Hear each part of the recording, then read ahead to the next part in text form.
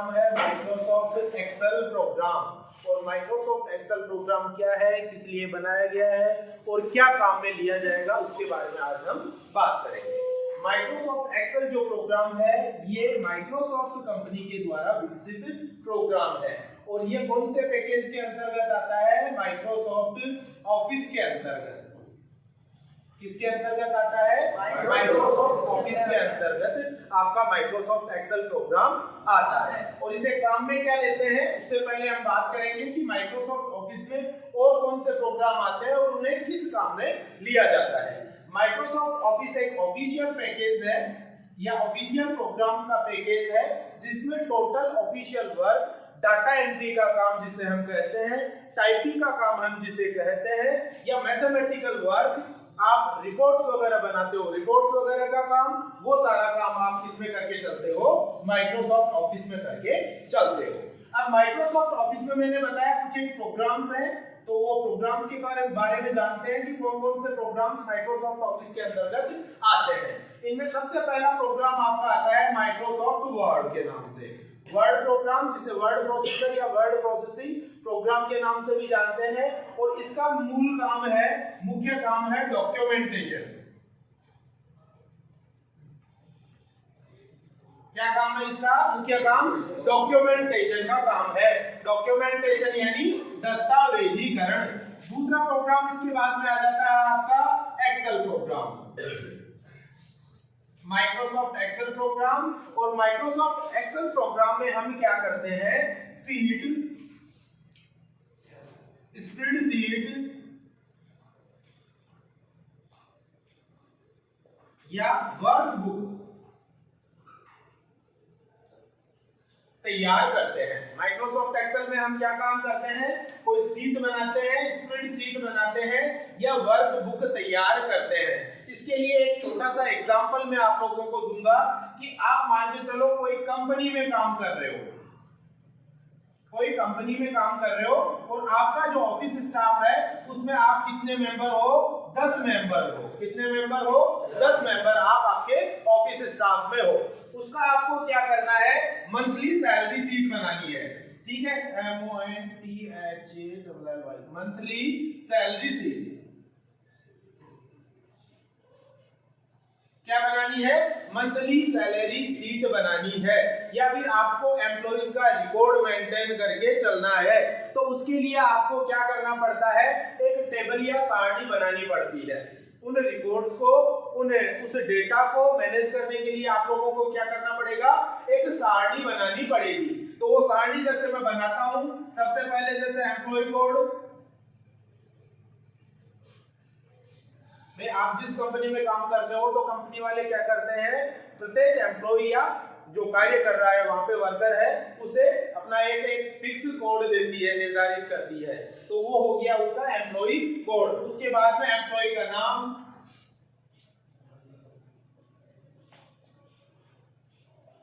फिर डेजिग्नेशन और सैलरी। जैसे 4-5 चीजें अपने को रिकॉर्ड में मेंटेन करनी है। एम्प्लॉय का कोड, उसका नाम, उसका पद क्या है या डेजिग्नेशन क्या है और उसको क्या सैलरी मिलती है। तो इसे हमें क्या करना पड़ेगा? एक रिकॉर्ड में मेंटेन करना पड़ेगा सारी चीजों को। तो सबसे पहले एम्प्लॉय कोड है, मान के चलो 1001। एम्प्लॉय का नाम है, मान के चलो अमित। ठीक है, उसकी डेजिग्नेशन है, मान के चलो मैनेजर। ठीक है, और उसकी सैलरी है, मान के चलो 25,000। ठीक है, ये मान के चलो हमने एक रिकॉर्ड उठाया है। तो ये रिकॉर्ड जो आप तैयार करोगे, इस प्रकार से रिकॉर्ड तैयार करोगे, वो रिकॉर्ड आप किसमें तैयार करके चलोगे? माइक्रोसॉफ्ट एक्सेल के अंदर तैयार करके चलोगे। साथ में हम कहते हैं कि एमएस एक्सेल में थोड़ा बहुत अकाउंटिंग का काम भी हो जाता है। तो अकाउंटिंग का पूरा काम नहीं होता, छोटा मोटा काम। कैसे?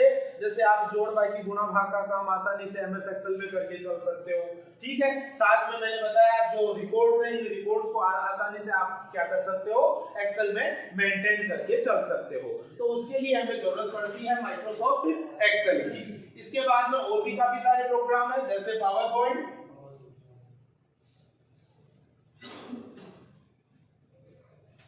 एक्सेस,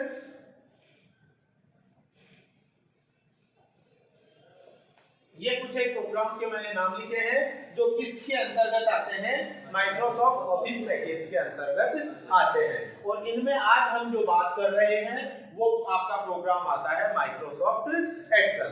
तो यहाँ आपको थोड़ा बहुत ध्यान में ये रखना है कि माइक्रोसॉफ्ट एक्सेल जो प्रोग्राम है वो कोई इंडिविजुअल प्रोग्राम नहीं है, ये माइक्रोसॉफ्ट ऑफिस जो प्रोग्राम है या पैकेज है उसी का एक छोटा प्रोग्राम है, ठीक है। और माइक्रोसॉफ्ट एक्सेल को हम किस लिए काम में लेते हैं, आपके पास जो भी डाटा है, आंकड़े हैं या सूचना है, उनको एक जगह व्यवस्थित करने के लिए आवश्यकता पड़ने पर उनको एनालाइज कर सकते हो, ठीक है, एनालाइज कर सकते हो, या आवश्यकता पड़ने पर उनमें से जो डाटा और सूचना और रिकॉर्ड आपको चाहिए वो ढूंढ के काम में ले सकते हो। तो उसके लिए आप माइक्रोसॉफ्ट एक्सेल प्रोग्राम को काम में लेके चलोगे। यहाँ तो कोई समस्या आ गई बात समझ में। अब माइक्रोसॉफ्ट एक्सेल जो प्रोग्राम है उस प्रोग्राम को हम ओपन करेंगे तो वो कैसा दिखाई देगा उसके बारे में हम बात करते हैं।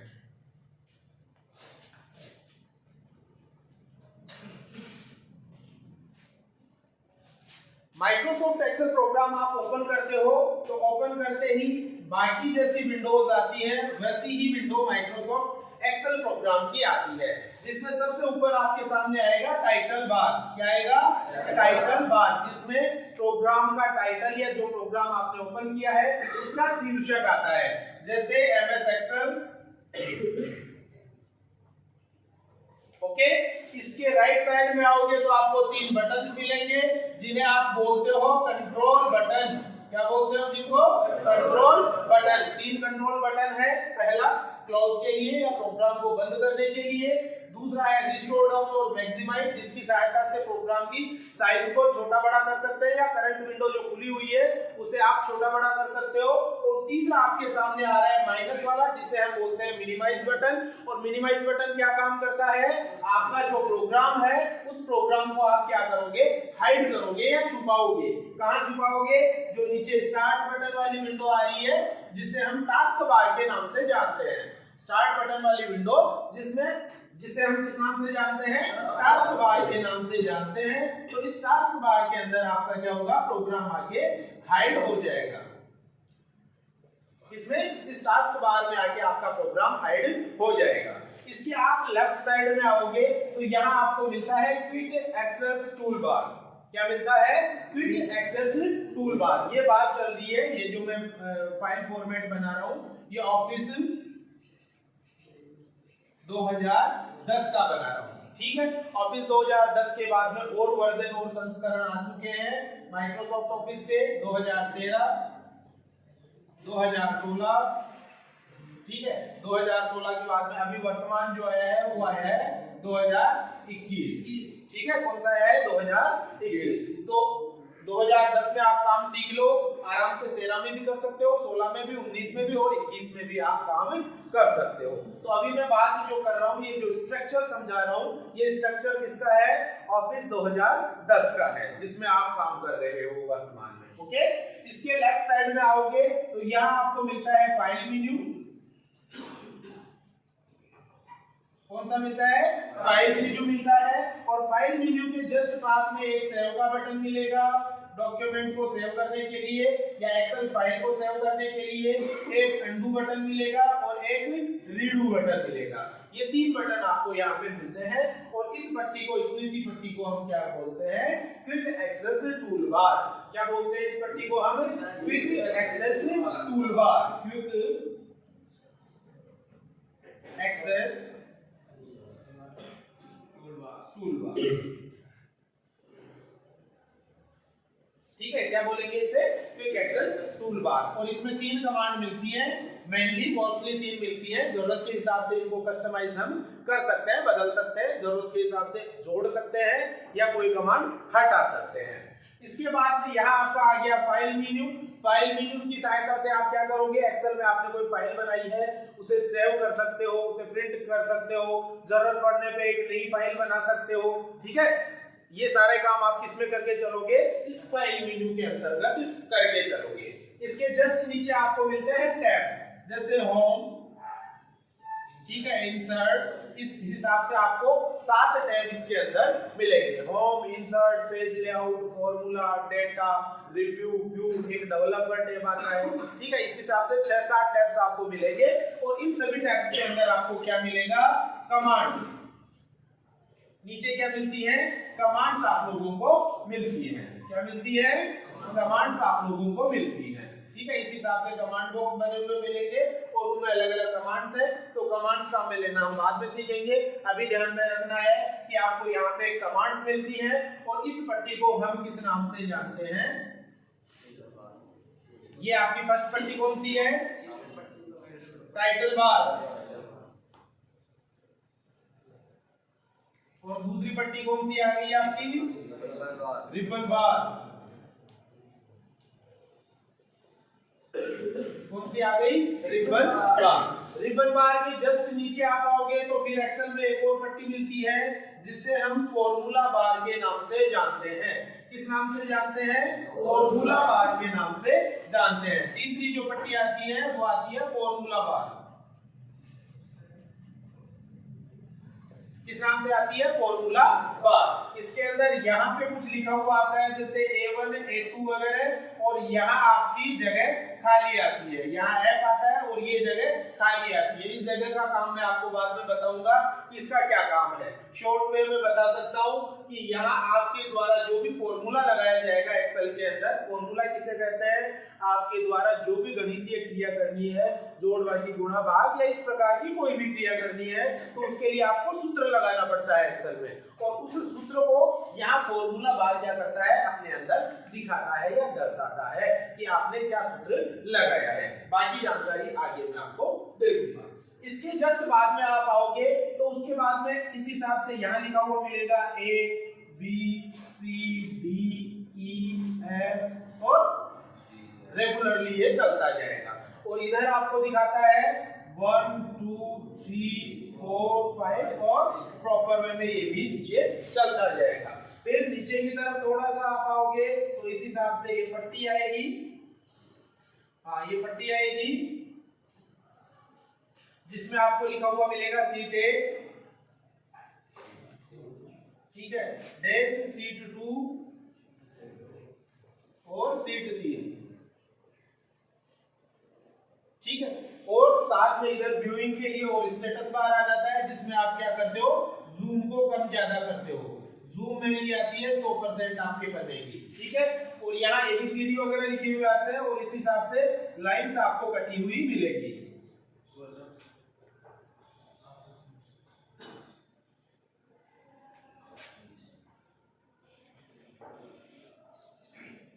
इस हिसाब से आपको प्रॉपर वे में लाइन कटी हुई मिलेगी पूरी सीट में।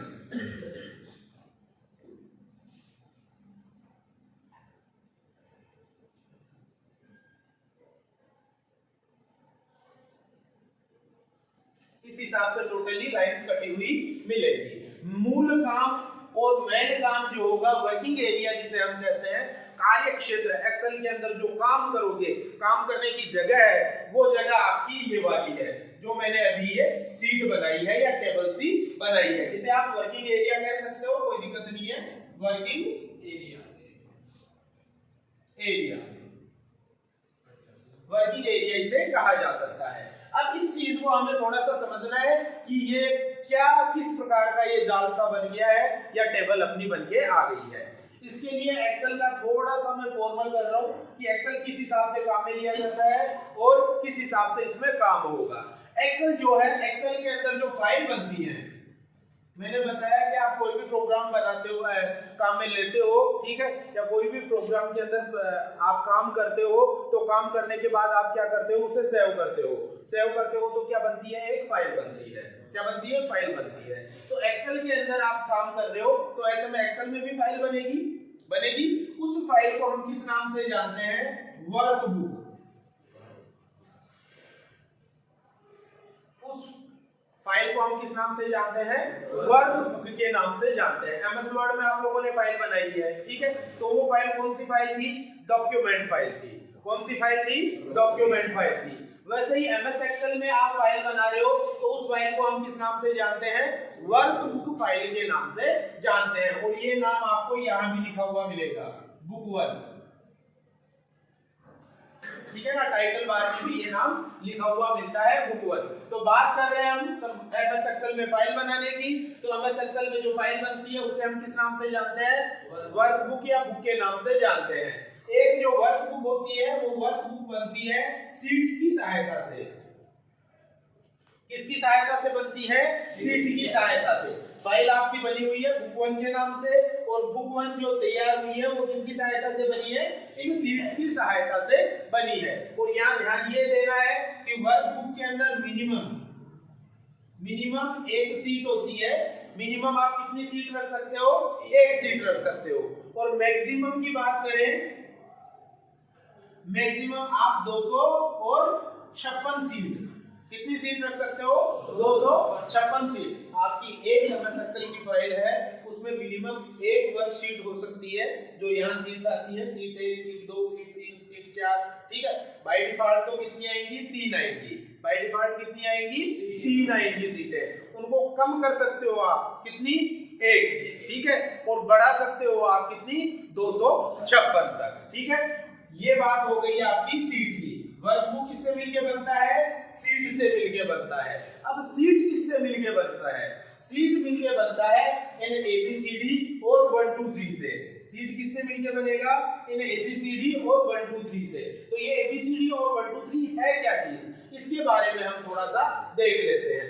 आपके द्वारा जब भी कॉलम बनाया जाए, टेबल बनाया जाता है या सारणी बनाई जाती है, तो सारणी के 2 भाग होते हैं। सारणी के कितने भाग होते हैं? 2 भाग होते हैं। कौन कौन से? पहला होता है स्तंभ और दूसरा होता है पंक्ति। क्या होता है? पहला तो स्तंभ होता है और दूसरा कौन सा होता है? पंक्ति। तो यहाँ भी आपके सामने वही चीज आ रही है। ये आपके आ रहे हैं स्तंभ यानी रो, कॉलम, ठीक है। ये आपके कॉलम्स आ रहे हैं, स्तंभ यानी column. A column, B column, C column, D column, E column. ये तो आप गए आपके कॉलम्स आ रहे हैं। और ये आपके सामने आ रहे हैं पंक्ति यानी रो, ठीक है। First row, second row, third row, fourth row, fifth row, समझ रहे हो? तो ये जो सीट बनी हुई है, ये सीट किससे मिलके बनी है? रो और कॉलम से मिलके बनी है। सीट किससे मिलके बनी है? रो और कॉलम से मिलके बनी है। तो ये मिनिमम मैक्सिमम हटा दो एक बार, ठीक है। इसे मैंने एक बार साफ कर दिया है। तो सीट और सीट किससे मिलके बनी है? आपकी रो एंड कॉलम, ठीक है। ये सीट बन गई आपकी, किसको मिला के? रो एंड कॉलम के वो मिला के आपकी एक सीट बन गई। अब सीट बन गई और रो और कॉलम बन गए, तो यहाँ थोड़ा सा ध्यान आपको ये देना है कि जैसे ये आपका कौन सा कॉलम है? ए कॉलम है। कौन सा कॉलम आ गया? ए कॉलम आ गया। ये आपका कौन सा रो आ गया? 1 कॉलम आ गया आपका ए और रो आ गया आपका 1। तो जहां आपका ए कॉलम आया और 1 रो आया, वहां देखो एक आयताकार बॉक्स बन रहा है। क्या? रेक्टेंगल बन रहा है ना? बन रहा है रेक्टेंगल। इस रेक्टेंगल को हम जानते हैं सेल के नाम से। किस नाम से जानते हैं? सेल, CELL, जो एक्सेल में सबसे छोटी इकाई है काम करने के लिए। एक्सेल में सबसे छोटी इकाई है काम करने के लिए। भाई आप काम इन बॉक्सेस में ही तो करोगे। भाई आप जो काम करोगे एक्सेल में, वो किस में करके चलोगे? इन बॉक्सेस में। और ये बॉक्स किससे मिलके बने हैं? रो और कॉलम से मिलके बने हैं, ठीक है। रेक्टेंगल बॉक्स यानी आयताकार बॉक्स आपका बन रहा है, ठीक है। और इस बॉक्स को हम किस नाम से जानते हैं? सेल के नाम से जानते हैं। तो सबसे छोटी वर्किंग आपकी इकाई हो गई, कौन सी यूनिट हो गई? वर्किंग यूनिट हो गई सेल, ठीक है। सेल किससे मिलके बना? रो और कॉलम से, ठीक है। और रो और कॉलम से मिलके और क्या बना? आपकी सीट बन गई। क्या बन गई? सीट बन गई। और सीट्स को मिला के क्या बनी? आपकी एमएस एक्सेल में फाइल बनी। और उस फाइल को आप किस नाम से जानते हो? वर्कबुक फाइल के नाम से जानते हो। यहाँ तो कोई समस्या? अगली बात समझ में? ठीक है। अब आ जाते हैं, ये सारी चीजें छोड़ो, अब आ जाते हैं हम इस पे सेल के ऊपर कि ये सेल क्या चीज है और इसको हम डिफाइन कैसे करेंगे। ये पता कैसे चलेगा? आप तो इस बॉक्स में आ गए, तो अब आपको क्या पता है कि भाई ये बॉक्स क्या है, किस जगह आपने काम किया है, ठीक है। तो ऐसे में क्या होता है, जो आपकी सेल है उस सेल का अपना एक नाम होता है। क्या होता है, इस सेल का अपना एक नाम होता है, सेल का खुद का अपना एक नाम है, इन सब का नामकरण कर रखा है। और वो नामकरण किस हिसाब से कर रखा है, रो और कॉलम की सहायता से सेल का नामकरण किया हुआ है। यहाँ आपको फॉर्मूला बार मैंने बताया था कि ये आपका क्या है, फॉर्मूला बार है, और फॉर्मूला बार के स्टार्टिंग में देखो क्या लिखा हुआ आ रहा है, A1 लिखा हुआ आ रहा है। जब भी आप माइक्रोसॉफ्ट एक्सेल के अंदर कोई फाइल बनाओगे तो यहाँ आपको ये चीजें दिखाएगा कंप्यूटर कि यहाँ ये A1 क्या है, B1 क्या है, C1 क्या है, ये क्यों लिखा हुआ आता है। ये लिखा हुआ आता है आपका, ये जो सेल है इस सेल का नाम आता है, क्या आता है, ये इस सेल का नाम आता है। अब नाम का कैसे पता चले कि भाई ये A1 ही है, इसका पता कैसे चलेगा, देखो इस सेल पे है, कौन से सेल में है, फर्स्ट सेल पे अपन काम कर रहे हैं। फर्स्ट सेल के अंदर आप ध्यान दो कि ये सेल कौन से कॉलम से मिलके बना है, ये कौन से कॉलम से मिलके बना है, कौन से कॉलम से मिलके बना है, ए कॉलम से मिलके बना है, ठीक है, और कौन से रो से मिलके बना है, 1 रो से, ठीक है। तो इस सेल का नाम हो गया पहले कॉलम का नाम और बाद में रो का नाम। तो इस सेल का नाम क्या हुआ, A1, कि ये ए कॉलम से मिलके बना है और फर्स्ट रो से मिलके बना है, तो इस सेल का नाम क्या हो गया, A1 हो गया। तो यहाँ जो फॉर्मूला बार है, ठीक है, इस फॉर्मूला बार के अंदर आपके सेल का नाम दिखाता है कि आप कौन से सेल पे काम कर रहे हो। भाई एरो कीज से आते हो तो इस हिसाब से ये सिलेक्शन पॉइंट नहीं दिखाता, सिलेक्शन पॉइंट आता है ना, रोज पे जाते हैं, सॉरी आप सेल्स पे जाते हो, ठीक है, तो सिलेक्शन पॉइंट कौन से सेल पे है ये चीज आपको यहाँ दिखाएगा कंप्यूटर, और इसे हम बोलते हैं सेल नेम बॉक्स। क्या बोलते हैं इसको हम, सेल नेम बॉक्स, जिसमें आपके सेल का नाम दिखाता है। ओके, अभी जैसे मान लो यहाँ हूं मैं, ठीक है, यहाँ पे मैं काम कर रहा हूँ, तो इस सेल का नाम बताओ भी क्या है, ठीक है, कौन सा कॉलम है, ठीक है, कौन सा रो है, ठीक है, तो इस सेल का नाम क्या होगा, 3 हो जाएगा। फॉर एग्जांपल मैं इस जगह पे हूँ, ये 6 हो गया ना, ये 7 हो गया, ओके, ठीक है, मैं इस जगह पे हूँ, इस सेल में हूँ, ये एक्टिव सेल है अपना, ठीक है, तो इस सेल का कॉलम कौन सा है, आगे लिख देते हैं I, ठीक है, तो कॉलम कौन सा आ गया, I, ठीक है, I आ गया, और रो कौन सा है, 6 है, तो इस सेल का नाम क्या होगा, I6 होगा। यहाँ तक कोई समस्या नहीं सर, समझ में आ गया, यस सर। सबसे छोटी इकाई है सेल, और प्रत्येक सेल का अपना एक नाम होता है, वो नाम होता है उस सेल का कॉलम कौन सा है, उस सेल का रो कौन सा है, उससे हमें उस सेल का नाम पता चल जाएगा, ठीक है। इसी की सहायता से हमें पता चलेगा कि भाई आप कौन से रो में हो और कौन से कॉलम में काम कर रहे हो, ये भी आपको इसी से पता चलेगा। जैसे मैं इस सेल में हूँ तो ये कौन सा कॉलम है बताना देखिए, कॉलम कौन सा है, ओनली I कॉलम है, और रो कौन सा है, 6 रो है। तो इससे आपको ये भी पता चलता है कि आप कौन से रो में काम कर रहे हो और कौन से कॉलम में काम कर रहे हो। यहाँ तक कि इस इंफॉर्मेशन में कोई दिक्कत है तो पूछो, क्लियर हो